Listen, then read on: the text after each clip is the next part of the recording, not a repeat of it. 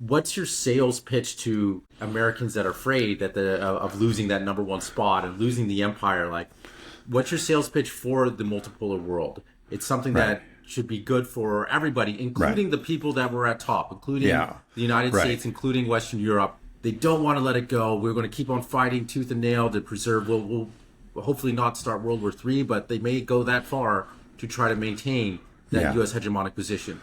What's Right. so scary about moving to a multipolar world? Why should we, or I should say, why should we not be scared? Give me the sales pitch of why we should be looking forward to. Yeah. Well, I think, because obviously it's being the hegemon, insisting on maintaining hegemony is very costly.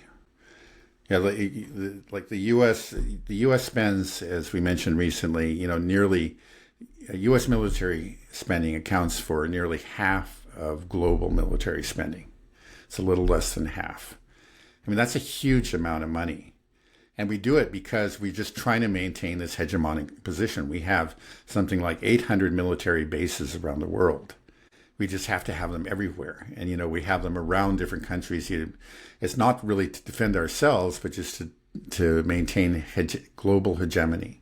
That's very expensive. I mean, there's an obvious economic cost. But then there's also, increasingly, it's become obvious that our interventions and that our military presence, in these different parts of the world is unwelcome, and that makes enemies, and that's not good for us either. There's just no reason to make enemies of everyone. There's even if you're looking at just things in pure military terms, which I think is a mistake, this effort to be a hegemon has actually been disastrous because it has driven together, different countries. They could have really didn't have a need to be together and form an alliance against us, but now they do.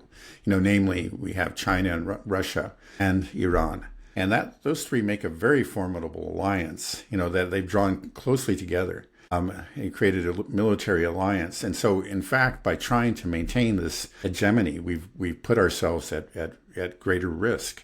If we had maintained friendly relations, there would be no need for a military alliance directed against us. But our continuing hostility against these countries has brought them together.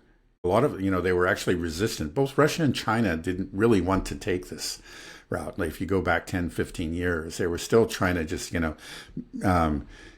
maintain good relations with the U.S. It's just that over time, the unrelenting hostility of the U.S. has just convinced them that there's no choice. The U.S. is going to be an enemy. They will not accept other countries as equals, independent sovereign nations. And therefore, to protect ourselves, we must form these military alliances against the